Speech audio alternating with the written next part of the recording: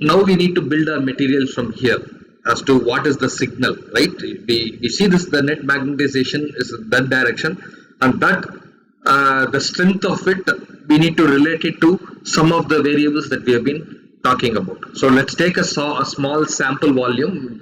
For explanation, it's a nice cuboid that we have taken, which is not that different. I mean, your images, if you actually recall, in the images we call about pixel, it's always some square or rectangle.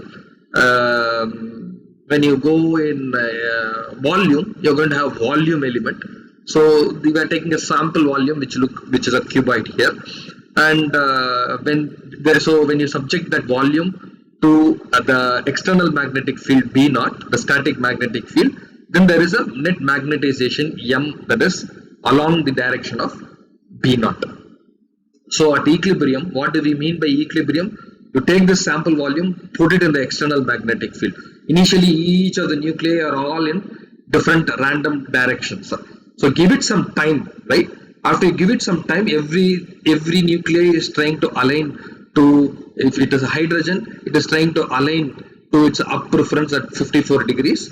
There are more of them, or it is going to be 180 minus 54 the other direction, but then there are more on the up direction. So you have a net magnetization after you leave. This is called as M naught, which is the equilibrium value. So that is the net magnetization at equilibrium from that sample. Okay. Of course, that depends on X, Y, Z, meaning that depends on the volume itself, where you are picking, how many nuclei are there inside that volume, right? So if I take a different volume, then I might get a different M, because that may have a different number of hydrogen nuclei. So depending on the volume which you pick from the XYZ, the amount of signal that is there, or amount of M, or amount of equilibrium M naught that you are going to get is going to be different. So the magnitude of this magnetization vector is given by this formula right here, and you will notice that there are several constants, known constants, so which we don't have to worry about. So Boltzmann constant, temperature, T is okay, it's all body temperature, so we assume that the material that we are taking, the sample that we are taking, is in body temperature. So T is not a problem. K, the Boltzmann constant, is not a problem. These are universal constants, right? K. So what are we left? And then there is a H, which is the Planck's constant. So again, that we don't have to worry about. We don't have much control. It's universal constants. So what do you now have? You have the magnetization vector M naught, which is at equilibrium, is actually dependent on B naught, which is the field strength of the static magnetic field, and then proportional to gyromagnetic ratio, square of the gyromagnetic ratio. What is that gyromagnetic ratio? It is a material property. So if I choose my material, if I say I am interested in hydrogen, then the gamma is same, right? How do I know it is hydrogen? If it is gamma, then I know the signature frequency. So if I get signal at that frequency, then which was 42 point whatever for 1 Tesla, right? So depending on B naught that you are using, you may have gamma, the megahertz. So your gamma is for hydrogen. So that also is not a problem for me. So your net signal that you are getting is directly proportional to PD. What is PD? Proton density. What do we mean by protons? So positively charged protons. So in case of hydrogen atom, you have only one proton. So in that sense, it is technically called as proton density, but in our case, we are doing hydrogen, so they loosely use. They say proton density, and it is given that for biomedical, we are mostly interested in hydrogen. So you have to be careful in the jargons when people use. So proton density is strictly proton density, but that is positively charged. How many protons are there in that volume? But in our case, or in biomedical MRI, mostly first importance is hydrogen, right? It's somewhat not said, but it is essentially amount of hydrogen nuclei that is there, the density. So that is your M naught. So essentially what we are now getting towards is, you take a sample volume, if you can measure M naught, you can see that if you choose a magnet, so B naught is chosen, gamma frequency you are tailoring it to hydrogen, so the signal strength that you are getting is corresponding to the hydrogen frequency. Then the m naught is directly proportional to only the number of protons. So if I choose my sample same from different locations, if a sample has more PD, then it will have more signal. If a location has less water content, less hydrogen, therefore that will have less signal. So I'll have more signal or less signal dependent on your PD. This is the fundamental signal that we are talking about. I wouldn't say signal as yet, because this is the physics, this is the quantity that we are going after. How do we record and what is the signal? We already spoke initially, right? We have to record this magnetization. If you have magnetic vector that is looping, then I can actually get a current, put a coil, get a current that will be proportional to this. So we'll get to the details, but essentially this is the signal origin that we are talking about. So just to complete the idea about definition of this Larmor frequency, the spins preset at a single frequency omega naught. But notice, I mean, this is another very easy to state concept but difficult to comprehend. They are not in phase, so that the sum of xy component is 0 with the net magnetization vector in z direction. I mean, that is very complicated to understand. Imagine this is what we are doing. What do we mean by the statement that is made there of not in phase? So let's imagine that each of you are sitting in a class, each of you has, this is your micro spin, right? So I'm saying now all of you to spin. So each of you are going to do this. Of course, if I don't say anything further, each of you, some will be doing it here, some will be doing it there, some will be doing it here. Most people who are lazy will have hand down. They will do it here in whichever direction they were actually sitting, hand resting, they will do it, right? So essentially, initially it is random nuclear spins direction. That is how it is. Each one is a microscopic magnetization vector in different directions. But pretend now I am subjecting this to external magnetic field, right? And let's say that is my voice command saying, oh, everybody align the spin in the direction going from floor to roof. So the moment I say that, each of you are going to, so each one are initially at a different direction. So net vector is 0. But now I have instructed you to all align along the direction going from floor to roof. This is akin to applying a external magnetic field that is in the plus z direction. So what is going to happen? Each of you are trying to, whichever starting position you had, you have to try to make a attempt to come here. But when you come here, you are not going to align. You are going to precess around. So now notice, of course, some of you will go down, right, and then do it. But the nature of things is, most of you will obey the command. That means the nature says that most people will go to the up state than the down state. So there is going to be net positive, right? So now notice carefully what has happened. Because of the external magnetic field that is applied, or I said in this analogy, I said, oh, everybody align yourself in the vertical direction. You have tried to come and you are spinning. And there is going to be net magnetization in this direction. But when you are spinning around this direction, which is called as, at some frequency, which is called as Larmor frequency. Given that you all are supposed to behave same, you're all hydrogen, right? So that means no matter what happens, after some time is given, right? After some time is given, after the external magnetic field is applied, after some time is given, after it asked you to come here, eventually, right? Everybody would have come doing this. Although you will start, so now I'm saying, okay, you are doing this, you all are same nuclei, hydrogen, so you're all doing the same frequency, right? You're all spinning at the same speed, angular velocity. You're doing it but now I say stop. That is, I switch off the external magnetic field, or in some sense I say stop. What happens? Instantaneously, each of you, if you stop, you will notice, even though all of you are at the same angle, in this up direction, you're stopping, you will notice with respect to the vertical angle, some would have stopped here, some would have stopped here, some would have stopped here, some would have stopped there. So the angle of inclination is same, because you are all hydrogen and you have the resting state that you have achieved at equilibrium.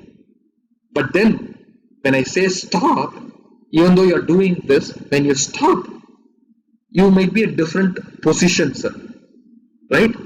The angle could be same, but you might have stopped when in the other directions you are at different locations. Some will be in the some will be horizontal, some can be in the other direction, the x direction, some could be in xy direction. So what is happening?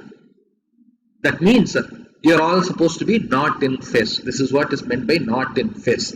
So I mean, I'm going to get into that little more detail, but from here, if you actually position yourself and use all the knowledge that you have accumulated from mathematics and physics, you could immediately guess, oh, I have a net magnetization vector. He's talking about 3D, z direction, x direction, y direction. If net magnetization is there in z direction, because all of you are trying to come, or most of you are here in this direction, and therefore there is going to be a net magnetization in the z direction. No problem with that. But if you are in different phase, what does that mean? That means if I project each of you on the xy plane, the xy plane, the directions can be all through 0 to 360, right? Whichever, wherever you stop. So that means in the floor, if you sum all the vector components in the xy direction, the magnetization components in the xy direction, I don't have any signal, because it will again be in all directions, so it will all sum to 0. So now you understand that when we talk about magnetization vector, there is a net magnetization vector in the z direction, but if you are in all different phases, that is, if you don't make an extra effort, then there is still randomness in the xy direction, and therefore the component along the xy plane will go to 0, right? So let's put some images to explain. So this is what it is. The blue color arrow mark that you see is the external magnetic field, right? So each one is spinning at different orientations. When you apply the external magnetic field, they all try to align, and these are the relate this to the different hands where each would have stopped. So these are it's spinning around, and there is a mz. So now this might make sense how to make the spins in phase. Now that you understood what do we mean by in phase, each one is, there is a net magnetization in this direction, but each one of you are stopping, right? Each one depending on where you started obeying the command, you would have joined the precision at different locations. So there is going to be different orientations that you're going to. If you start little later than the neighbor, you will continue to be that same amount late every time, right? So how do we make this in phase, right? That is a next level of engineering that we need to talk about. So we can make this happen if I'm able to communicate and say, that means in this case, if I can create another magnetic field that can actually talk with or have influence with this spinning at the same frequency, right? So relate to your regular forces that the gravitational field, what we can do. You have something like this. If I'm moving, right, how do I push this fellow to, if it is doing this, how will I push this to ground? Oh, I have to push to ground, but then if I just have a force like this, then I'll only hit one time. This will go here. This will go, then next time he comes, he'll go here, then he'll come. So if I have to push him down, what I need to do is, I have to move with this guy. Push him down and move with this guy. I have to push him down, move with this guy. Push him down, move with this guy. Push him down, move. That means I have to move with this guy. If I have to move with this guy, I have to have the same frequency, right? Here, that means if I have to apply external magnetic field, I have to apply the external magnetic field at the same frequency of the Larmor frequency of this guy in the other direction. So now, not only you have the external magnetic field that was static, where you had net magnetization in the z direction. Now I am applying another magnetic field, which is B, which is rotating, okay, subjecting to rotating magnetic field, and that means it has a frequency of omega naught, which has to be it has to, this analogy, right? It has to move at the same velocity. So your angular frequency omega naught should be exactly same as your Lamarck frequency of what you are doing. If you do that, then given some time, all of you are going to have hands. So now wherever you started, if I give another command and say no, you go slow, you go fast, but next 2 seconds all of you make sure that your magnetic spin is in front of your nose, right? Just to make it interesting. So wherever you would have started, you would make that extra effort to bring it there, and from there on all of your hands will spin with not only the same angular frequency but also same phase. So if I take one instance, then I will not see several vectors. I will see only one hand because everything else will be synchronized. Okay. So just go back to our previous process involved. We have covered this step. Put the patient in static field. So you know what happens now. Put it in static field. All your microscopic magnetizations start to align. Give a net magnetization in the z direction. So wait until nuclear magnetization reaches an equilibrium, right? That we talked about. Now there is a net magnetization in this direction, but how do I measure it? That is the next level of engineering that we need to do. How do I measure this? So in order to measure this, the first step I'm trying to make is I will apply another rotating magnetic field so that I can bring this component in the xy direction. Okay.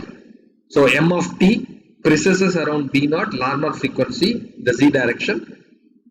Now you have a component in the z direction which is referred to as longitudinal relaxation. So of course, just to complete the point, if I now say remove the external magnetic field, right? Now I say, oh okay, you all relax. What will you do? You'll go to your resting state wherever it was. So that means if I remove the external magnetic field after I make you all obey the command, if I remove the command, how fast you will go to your native state is a characteristic of you, right? Some may go immediately, some may go low, so some may go slow, some may go immediately, some may take their own sweet time, some may not go. Well, let's not take that case here. So the point is, you are trying to relax, right? So you are going to take some time to relax, and given that we have made our components in the xyz direction, the component in the z direction, so you're all forced to go up, right?